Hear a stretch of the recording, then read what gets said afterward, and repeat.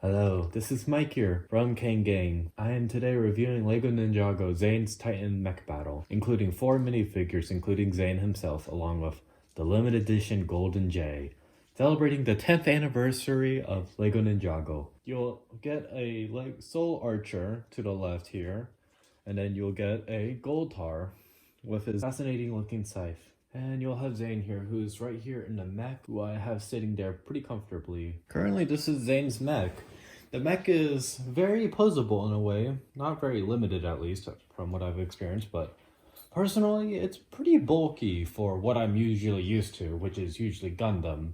What we can do here is we can move the legs up and down, which is pretty nice. It does give me nice reminders of LEGO Exoforce, if you guys remember which one that is. But I'm probably talking to a younger audience, which is totally understandable and fine. Though I'm not the biggest fan of this weapon, like how it just kind of works. Just personally, like, you know, if you're in combat and you just want to whoosh, but it's just kind of limited, but still it's a very nice play function. You got the spinning saw shield, which is very nice, very memorable for me as Bionicle, but not Exoforce. Wait, did they have a spinning saw shield in Exoforce? I don't remember. But you also have these laser turrets, which moves ups and down. The head, which you can lift up. The pulled Zane out if you would like. It's a very nice minifigure of Zane. But another quiet thing I have issue with is just the openness of it. It's just like, oh, you guys just could have covered it up. Just for practicality wise. But it's still easier to put into character at least. The back here holds both Zane's katana, which he doesn't have that I believe of, and his bow, along with the bendable knees, which everybody's very fascinated about in my opinion. But still, it's very nice of how it's so easy to bend and release back, along with posing too. Makes posing a little less stressful and kind of helps it with the stability. The arms though, it could be a little weak or a little cautious. Like sometimes you stretch out a little too far, you pull it off.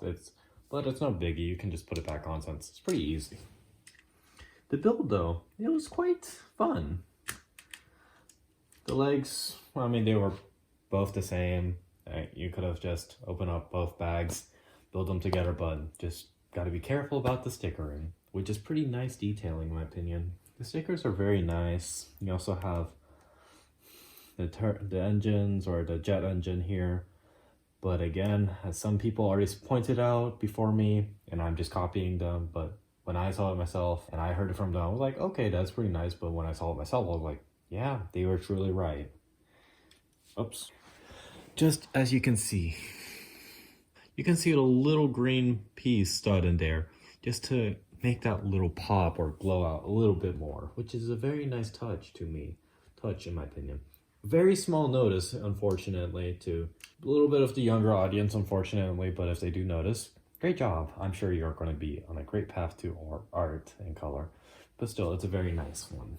Another thing that annoys me is just this one antenna. I wish there was two. I'm sorry, I'm just like a little bit on symmetry, but still, it's a very nice, yeah, playability is pretty playable with speaking as a teenager adult kid. I think you can play with it a lot because you can pose with it. It's like almost like an action figure back in the 2000s. Oh, the good days. But of course you can take it apart, make it a new one. But yeah, I cannot compare it with the Stone Mech because I have not owned the Stone Mech, but I've heard from my friends at the LEGO store, they said it's pretty annoying to pose at times, but this, they said it's a blessing in disguise. Though my little slight annoyance is sometimes if you kind of let it loose, it sometimes likes to tilt over on the feet especially, but it's still a nice build. I'll be reviewing the minifigures now. And here's the minifigures I present to you. We have Season 5 Zane here. We have Gold Tar and the Soul Archer. Both of the soul or ghosts use the same head, so there's nothing too different about them. And I gotta admit, the leg pieces or the ghostly pieces are pretty neat. Probably because I'm like speaking as a older fan and then stopped for a while, but then hopped back in lately. But I have to admit, it looks really nice. I've never seen anything like this before, but I have to admit, it's a really nice molding. But I wish they could do it for Star Wars. Though, it disappoints me a little about the fact that on the box, it kind of presents itself like, oh, these are supposed to be like very glowy and dark and brightly like this, but then we get a bit of a dull color, which is like this, and then the purple is a little bit underwhelming. I was like, when I opened it, I looked at the character and the pieces. I was like, was there a misprint in my box or pieces?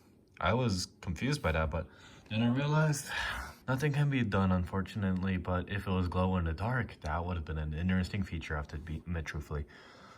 The Zane though, okay, we soul art ups, but yeah, both the same heads, but we can't see the mouthpiece. Oh boy. Okay, yeah, we were kind of done with him along with him. Zane here, very nice look to him, truthfully. You'll have the hairpiece included, but I kind of tossed that in my bag of accessories. The back, very nice, admittedly, but I want to focus. But I only wish like they only had like a kind of a cheery face like they do, but I guess all ninjas are always angry at times, unfortunately, even though on TV they're always portrayed as happy-go-lucky, but nothing wrong with that. And to present my butter on top of the toast, the Golden J, who has two golden swords for some reason, which is a little bit odd, because Nicole got a hammer, but Jay, he got swords when that's Kai's thing? Come on, man, don't go stealing a man's thunder. That's Kai's thing, man. You only have two faces included with the J. Oh no, everything is totally okay to, yo, this ain't right, we gotta go, man. Face. So we got the two faces, the happy face and the serious face. That's what I'm wishing what they did for Zane, but I gotta admit, the back printing for that head, pretty nice. The sheaves are pretty nice. Okay, I'm sorry for triggering you people out there. I'll fix it. There you go. Peace is now on the world. And yes, we have the 10th anniversary logo. I thankfully did not have to put that sticker on there. Thank God. Alright, so this wraps up the review. I have to admit, something I did not know till now. The nice side printing over here with the Golden J.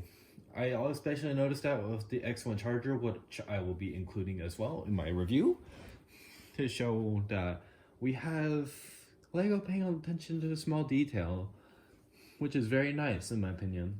On to my final review.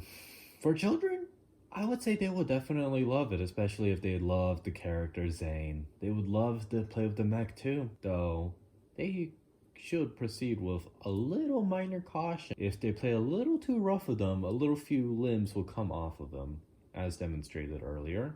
Though I'm not sure if the legs will come off easily like the arms would. For a parent buying it for children, I'd say it's a little bit on the pricey side, but not too pricey versus a brand I love, which is Star Wars. As a collector, if you love Ninjago, I would say yes, get it. Especially get all the legacy sets, since if you get one ninja and then you remember, oh no, there was 5 more. I should have gotten all of them. That will eat at you, like how I decided to buy all of the Knights of Ren at once. That was not fun financially, but yeah, as a collector, I'd say if you like to pose or build mechs like me, which I build Gundam and I like to sometimes pose them or just keep them standing, then yeah, I'd say this is a good way to introduce your kids, if you have them, to the things you like mechs, so you can introduce them to model kit building so they can have a good time with them. Alright, this is my final review. I'd give this build a solid, actually I'll be giving this a 8 out of 10, just for how nice it was.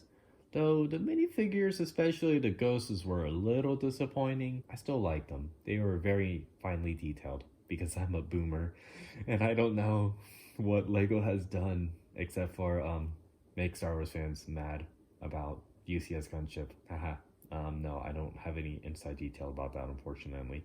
But yes, thank you for listening in on my review. I hope you have a great day. Also, look towards my X1 charger. Have a good day, have a good afternoon, and have a good night. This is Mike, or Moik. Have a good time.